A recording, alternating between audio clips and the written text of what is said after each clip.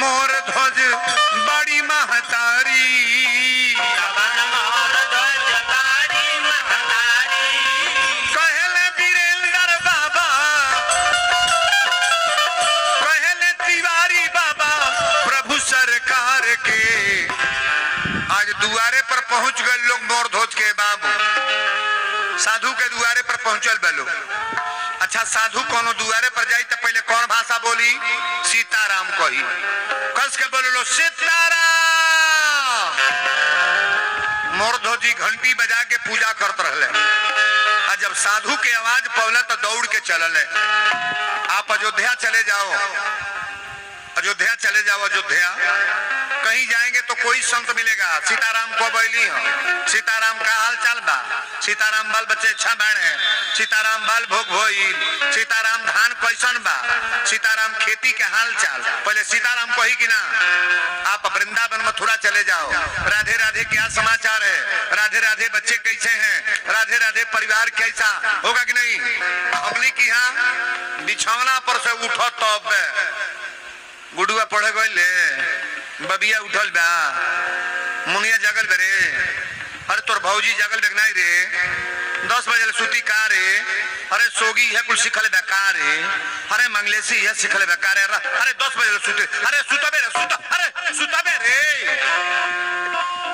कहो घर घर के लेखा ही है बा, सुबेरे के सीताराम सीताराम करता। एक बात गौर करना, सुबेरे बिस्तर पर से जब उठो, हमारे और देखो, पहले दोनों हाथ आंखी पर लगा के मुंह धरो। रेखा कहाँ होता है? रेखा हाथ में, आंख पर लगा करके मुंह को पहले धरो। अपनी आंख के सामने हाथ को ऐसे 5 बार करो, 5 बार। ध्यान से सुनना, 5 बार हाथ की रेखा को अपने आंख पर नजर पर लगाओ। उसके बाद सीताराम सीताराम करना है तो सीताराम। शंकर जी के भक्त हैं तो ओम नमो शिवाय, ओम नमो शिवाय। माता जी के भक्त हैं तो जय माता जी, जय माता जी। 5 बार करने के बाद धरती पर पैर रखो। धरती पर जब गोड़ रखल जा तो झुकल जा, धरती माता जी निम्ने भी तो। अरे घर में फोटो कैलेंडर बागना, जब घर में से निकली ना तब पहले फोटो ला प्रणाम करनी, भगवान हमारा परिवार के बरकत हो को, सब लोग निम्न रहे, कबो निमन होई। ई कार होता क्यों घर है? कहो आधा लोग तो बिछौने पर चाह मांगता। तरीका गलत नहीं भाई।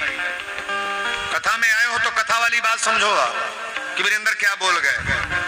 यहाँ से मरने के बाद जाओगे तो चाय नहीं दिखाई देगा, बिस्कुट नहीं लौकेगा, पनीर या मशरूम नहीं लौकी, पापड़ छनाइल बगना। एक जने साधु बाबा गईले एगो चेला की, तो चेलवा में चेली रहे, मेहरारू औरत रहे, भक्ति भक्तिनिया कहले से बाबा सबके घरे खाई ले, हमारा घर ना खाए। साधु बाबा कहले चेताऊ आज तोरिए घरे खाए। तो भक्तिनिया आप जोड़ लगौल, नदिया के दही ले आई, सब मांग चढ़ के ले आके भक्तिनिया सब चेतवल। आ साधु बाबा बैठल पावे, तब पावे बैठल तो थरिया में पूरी बा, सब्जी बा, खीर धोइल बा, दही अलगे धोइल बा, लेकिन सब कुछ परोसल बा। भक्तिनिया जहाँ रहल तार पापड़ छान के 4 गो धोइल। बाबा के देवे के रहल पपड़िया, अब भक्तिनिया पपड़िया भुला गए। अब साधु बाबा भोग तो लगौले लेकिन एकदम ताके पपड़िए हो रही है। सुनाता बतिया पपड़िए हो रही है, ताके तो 1 बेर तकल, 2 बेर तकल, 3 बेर। अब बुझलक बुझाता भक्तिनिया बुझत नहीं बनाई दे। तो कहला जान तनी रसिया में अइले ते को सांप रहल। भक्तिनिया कलश कहाँ बाबा कौने जगह? अतरइये में एगो सांप रहल, कहलिए केतत रहल सांपवा। आ त यहाँ से जहाँ ले पापड़ धोइल बा,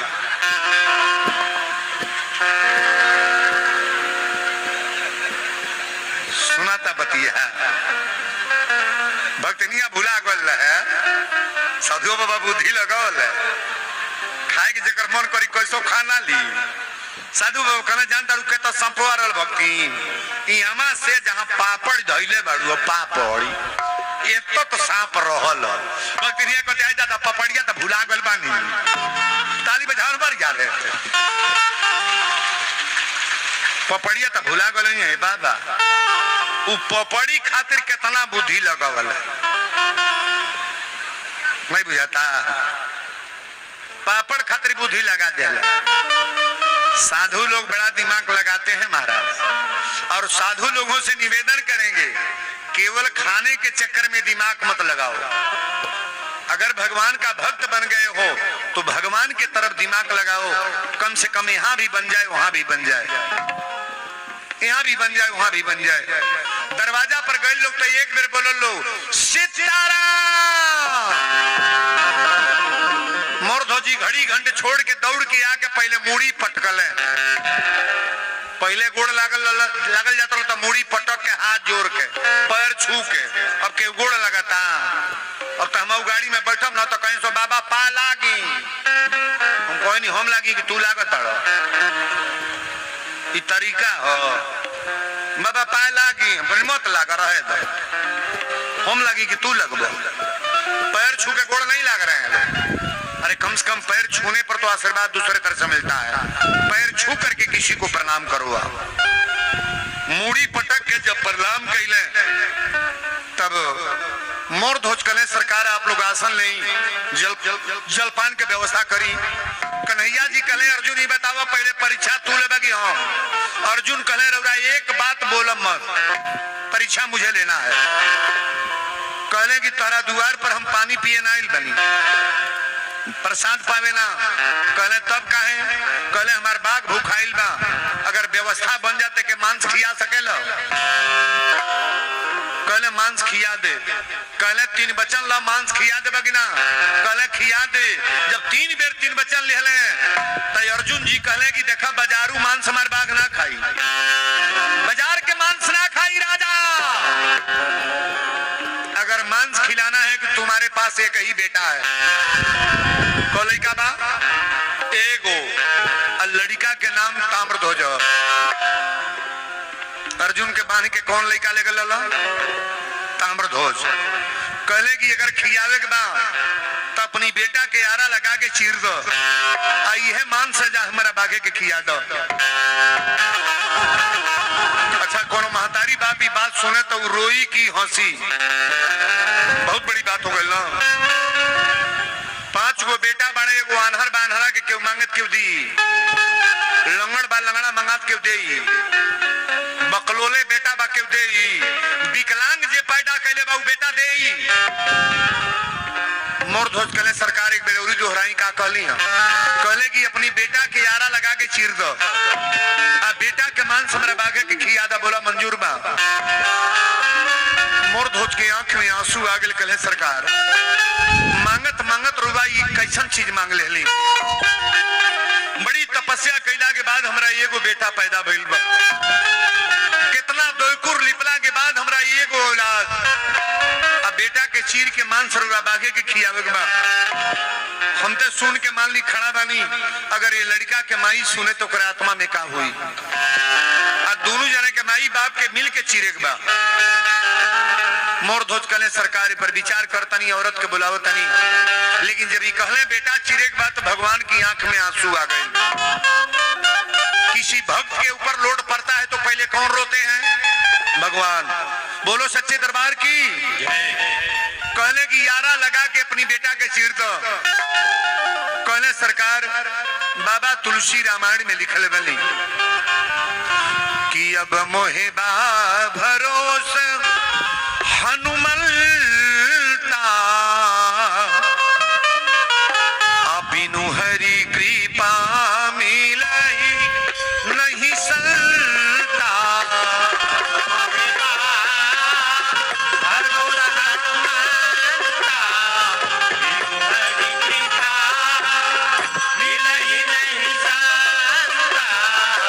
अब मोहे बा भरोस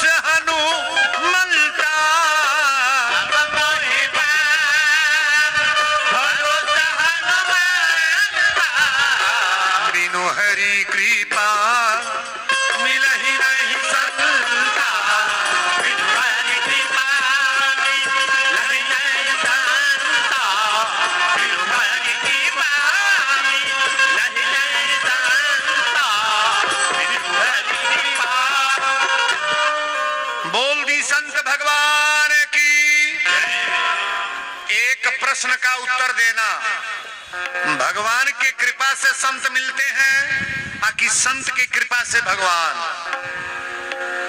नहीं बोलोगे? भगवान की कृपा से कोई संत मिलता है। संत मिल रहा है ना, आपसे कोई संत मिल जाए तो ये जान लेना कि भगवान की कृपा मेरे ऊपर है, तब संत मिला है। जहां संत तहां तीरथ बासु, और जहां राम तहां यवद निवासु। अब मोहबा भरोसा हनुमंता, अब बिनु हरि कृपा मिलही नहीं संता। संत मिलन को जाइए तज ममता अभिमान, और ज्यों ज्यों पग आगे बढ़े कोटिन यज्ञ समान। अभिमान को, ममता को घर छोड़ करके संत से मिलो आप। अर्जुन अभी अभिमान लेके गए हैं, ममता त्यागे नहीं है, और भगवान को इनका घमंड चूर करना है। इस कथा को बड़ा बारीकी से समझना। संत मिलन को जाइए तज ममता अभिमान। ममता जो है अभिमान है, इसे अपने घर छोड़ करके। इस ग्राउंड में जितने लोग आए हैं, आप भले एमबीबीएस डॉक्टर हो, एमडी डॉक्टर हो, लेकिन आप जिस दुकान के हैं वहां के लिए डॉक्टर हो, इस पंडाल के लिए नहीं। आप इंजीनियर हैं, एसओ हैं, मंत्री हैं, प्रधानमंत्री, जो भी पद हो, लेकिन आप बाहर के लिए हैं, भगवान की कथा के लिए कोई पद आपका नहीं होना चाहिए। तालियां बजाओ। भगवान की कथा की पंडाल में आए तो ये समझ लें कि मैं ठाकुर जी का दास हूं, भगवान का दास हूं। यहाँ छोटा बड़ा पद नहीं है। कितने बड़े लोग आएंगे तो यहाँ प्रणाम करेंगे कि नहीं करेंगे? कोई भी आ जाए। बड़ी सुंदर भाव है। कहने की अपनी बेटा के यारा लगा के चीर दा हमरा बागे के खियाब। मोर धोज कले सरकारी तो हमरा मंजूर बा, लेकिन पहले लड़का के माई के बुलावे थी। अपना रानी के बुलौले, कहले रानी दरवाजा पर 2 जन साधु आइल बा, लोगों को बाग बा। कहली तो जलपान दही बा ले आके घोर के शरबत पिया दी। जवन खास और दूध बा, जवन पावे सब दे दी महाराज। साधु सब न कहले रानी जवन ना पाइलो, एके को बेटा पैदा केले बड़ू, और तोहरी बेटा के नाम ताम्रध्वज। कहली तब साथ में बाघ लेके आइल बलो, ई कहत ना कि तोहरी बेटा के मांस खाई, और दोनों जनी मर्द मेहरारू लड़का के चीर के हमरा बाघे के खिया दो। ई बतिया सुन के तुरंते जमीनिया पर गिर गईली। माई कैसनो होई माई है। लोग कह देला माई माई माई बर्बाद करती है, माई बिलवाती है। कौनो घर के माई कबो बिलवाई ना। कैसनो महतारी बा दुए कर खाए के पावतिया, बेटा एको खाए के न दे, एको चाह न पूछे।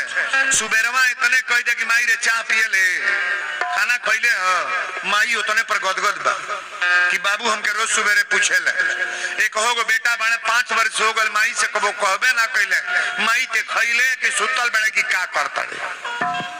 माई के आत्मा में कष्ट बा कि ना बा? आज माई अपने बेटा के चिरे जाती है। गौर से सुनिएगा। वीरेंद्र बाबा कहले बड़े